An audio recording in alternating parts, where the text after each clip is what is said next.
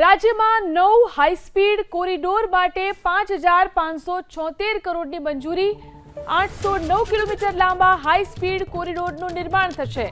બજેટમાં 12 નવા હાઈસ્પીડ કોરિડોરની જોગવાઈ કરવામાં આવી છે। નવા હાઈસ્પીડ કોરિડોરથી પરિવહન વધુ ઝડપી બનશે।